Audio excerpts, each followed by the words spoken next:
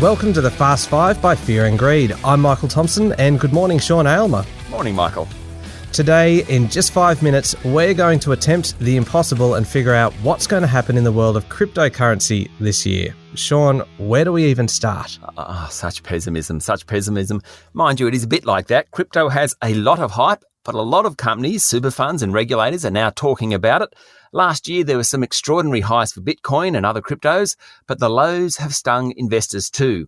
Evan Lucas is the head of strategy at InvestSMART. Evan, welcome to the Fast Five. Hello, Sean. How are you? I'm well, thank you. If an investor's going to get into crypto, what's the one or two things they should be thinking about? What are you going to do with it? What are you using it for? Why are you, in inverted commas, investing in it? Because that question, I think, needs to be your start point. And why I say that is crypto, from my perspective, is a speculation market. And there is nothing wrong with that. As you just alluded to, last year in 2021, we saw it make a record all-time high, but also have some of its biggest ever movements in its history in terms of up and down movements.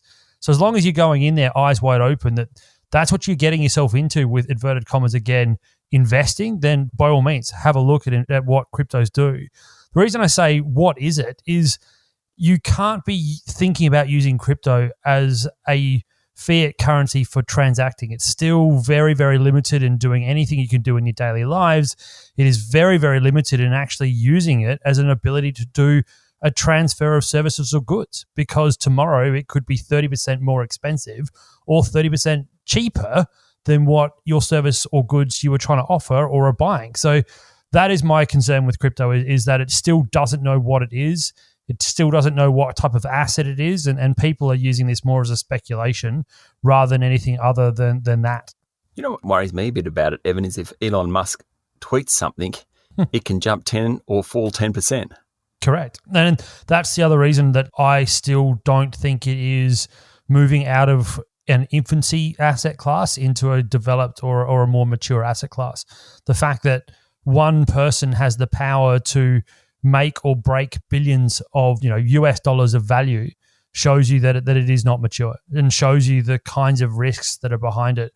Those that sit there and try and tell you it's a hedge, that it's a hedge against inflation, it's the new world gold, completely ignore what that term actually is, which is that if you're a hedge against inflation, you need to be offsetting a movement of 2 to 3%, not 30, 40, 50%. So he is an absolute standout. Then you also get the stories around frontier markets and frontier economies. So look at what's going on in Central America with them taking it up as the noted currency of their countries.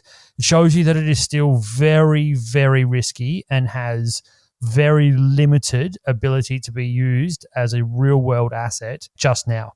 So in a sense, there's a market for it. It's fine to buy into it, but think of it as a speculative asset as opposed to saving for a house or putting in the share market with a company that has consistent earnings run, that type of thing. Yeah, and by all means, there will be people that will point out to me straight away that look at the amount of money I've made. And hats off to you. Congratulations. Yes, you've made a lot of money if you've been a believer and you've invested in it over a certain period of time. But it is so untried, as I said, and it is a level of risk that most people would not be able to sleep on. And I think that's the other thing to remember here is that can you actually invest in a Bitcoin or any form of cryptocurrency, Ethereum, Ripple, whatever it is, and actually sleep? And if you can, then by all means, it obviously does suit your risk profile. But the majority of people, it probably won't. Now, towards the end of last year, more central banks were coming out and talking about creating their own digital currencies, including the Reserve Bank of Australia. What sort of impact would a central bank-backed digital currency have on cryptocurrencies, do you think, like Bitcoin? To be honest with you, not much. And the reason I say that is that Bitcoin and those are different to what's been proposed by most central banks. So the currency would therefore be more like a fiat currency in terms of the digital crypto idea. It would run through the systems that something like Ethereum, for example, is backed on. So it's much more secure to some extent. And that is what the central bank's talking about.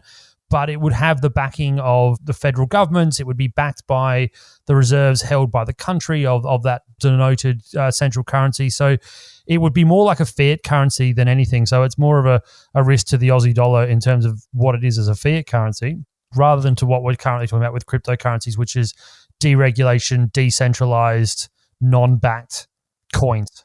Evan, thank you for talking to Fast Five. Thank you, Sean. That was Evan Lucas, Head of Strategy at InvestSMART. What did you reckon of that, Michael? You're going to invest in cryptos? You started the conversation by saying I was a bit too pessimistic. I don't think you said anything in there that is going to change my mind on that front. Still a little bit too risky for me. Fair enough. As always, you should get professional advice before making any investment decisions. Thank you very much, Sean. Thank you, Michael. That's it for today. Make sure you've hit follow on the podcast. I'm Michael Thompson, and that was the Fast Five by Fear and Greed.